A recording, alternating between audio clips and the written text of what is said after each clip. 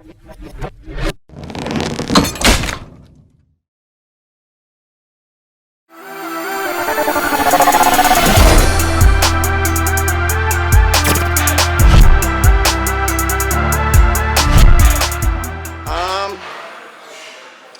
hopefully I don't get sidetracked by having to take poop. But I'm going to do 465 for like 5 sets of tree reps. I'm going to do with that guy right there.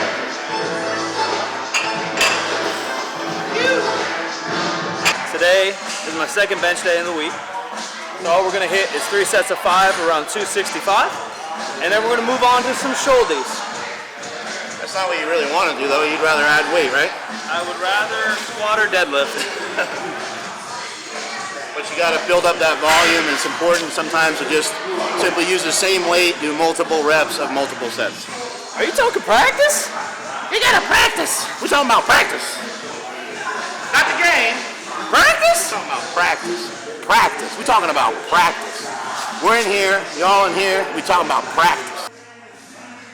This is Mark Bellman, Super Training Gym. Super Training Gym, the strongest gym in the West. This message is brought to you by HowMuchYouBench.net, The Slingshot, and the only freaking strength magazine in the world, ThePowerMagazine.com. Here I am doing some for a few with the barbell, warming that shit up.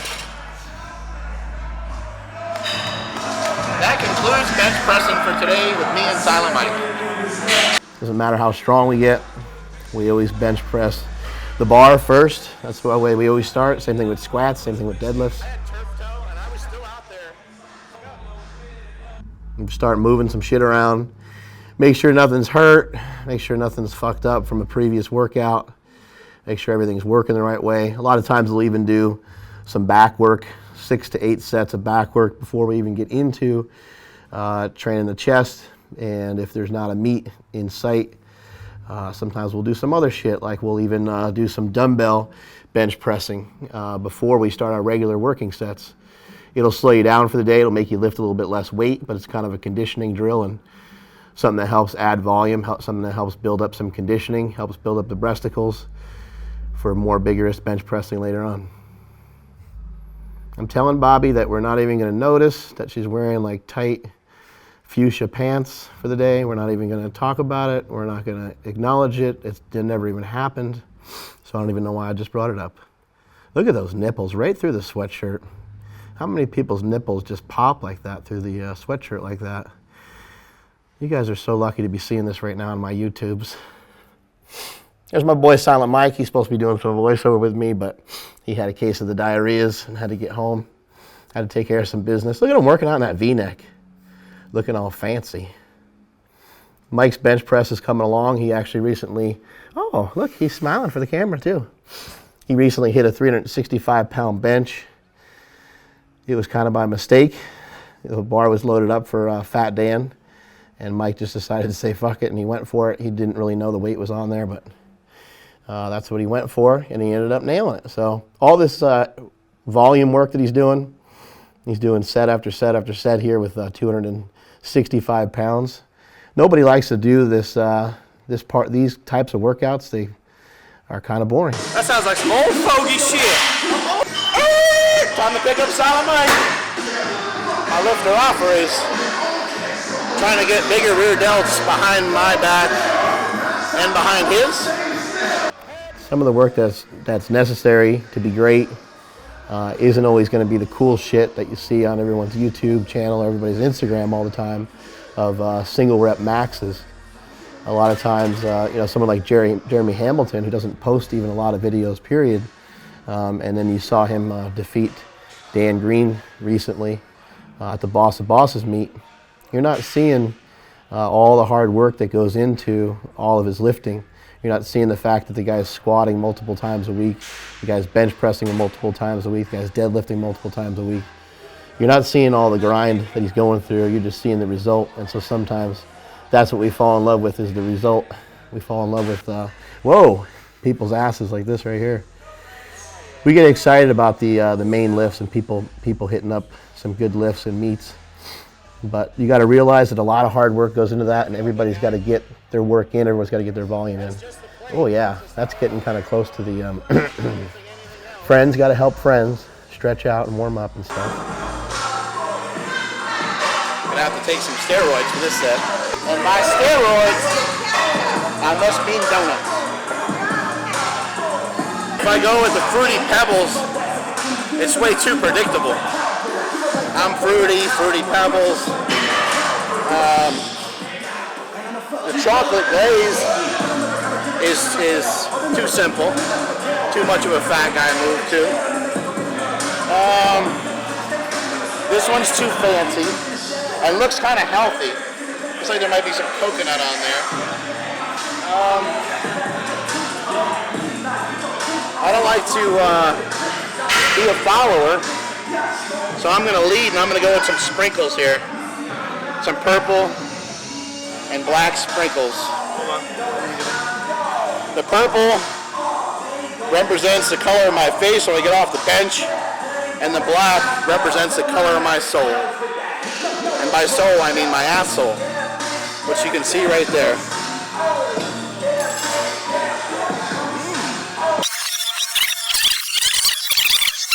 And the black represents the color of my asshole, which you can see right there.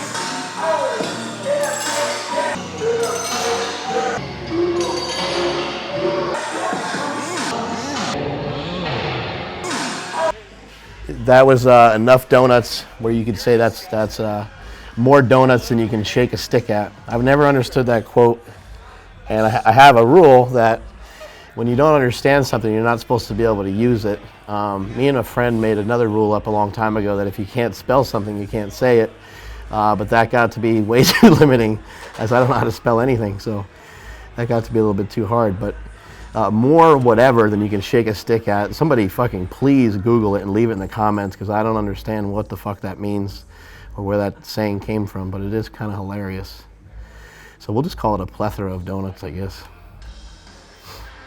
Sandy brought that in, by the way. Silent Mike's girlfriend. Yes, Silent Mike does have a beard. I mean a girlfriend. She decided to bring us donuts. I think this is 465. Would be my first or second set with it. Sometimes these working sets on these particular days are tough for me. They're actually kind of harder than just going all out for one max set. Doing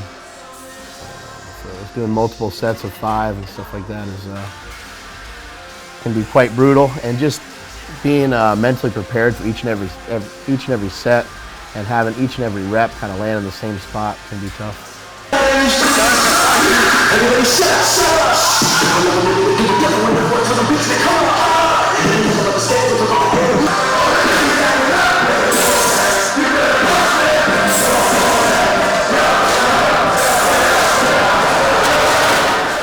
I like to drop the weight kind of on the sternum and then tuck the elbows in at the bottom tightly. I have not really gone over my technique a lot because it's not something I always share with everybody, but certain people that bench certain ways, I'll show them. Some of the people in my gym, I recently showed one of our lifters, Damon Thurman, how to bench like this, and he just hit a PR today at 430 pounds. We got our boy Smokey, who also benches a little bit similar to this. He is going for over a 400-pound bench in the next meet, so a lot of the guys in the gym started to adapt a similar form.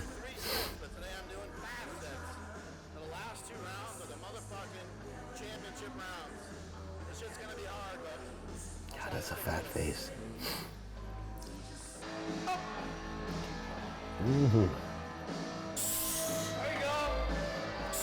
But everyone's going to have a little bit different form, and so, I don't always advocate that everyone just jump into trying the way that I bench press. I just like to bring the weight down fast, and I like to kind of throw the weight back up and catch it towards the top and give it a good old heave-ho as I catch the weight kind of with my triceps up towards the top of the lift.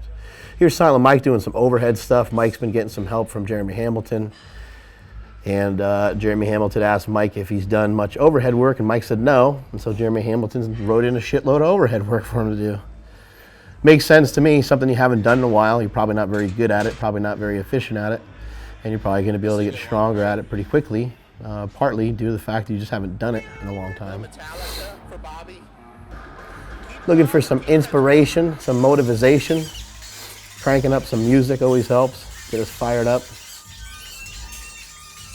You know, in a powerlifting meet, you know, sometimes people say, oh, you shouldn't, you know, get overstimulated for a training session or whatever, but I just think you got to do what you got to do in training. A powerlifting meet's totally different. If you're not ready, you're not fired up to do a powerlifting meet, then you probably aren't all that excited about the sport in general. So come game day, you should be able to get fired up no matter what music is on there. This is just a old-fashioned donut press, invented in the early 1900s. A lot of people used to do it back in the day, and it fell out of favor. I'm not sure why. I think too many damaged donuts over the years. Look at the sugar. It's not only on my chin, but it's on the second, and it looks like a little bit into the third chin. That's that type 3. There's one happy fat guy right there. If you haven't tried the donut press, make sure you give it a try. It's not only fun, but it has some caloric density to it. Make sure you give it a shot in your training. Strength is never a weakness, and that is it from Super Training Gym. Later. Bitch, please. Okay, the sleeves are in. Let's make them live.